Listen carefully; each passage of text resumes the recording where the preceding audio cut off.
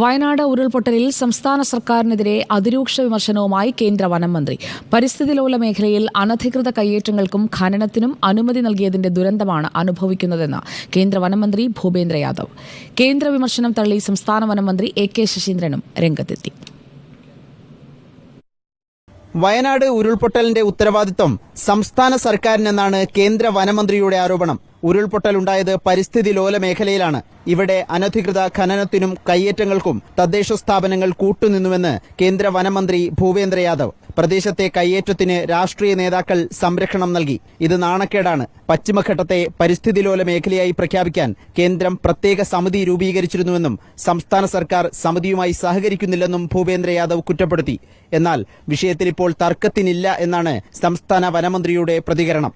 അല്ലാതെ അദ്ദേഹത്തിന് കേരളത്തിൻ്റെ പൊതുസമൂഹത്തിൻ്റെ രാഷ്ട്രീയം ഈ ഘട്ടത്തിൽ പഠിപ്പിക്കാൻ ഞാൻ ഉദ്ദേശിക്കുന്നില്ല.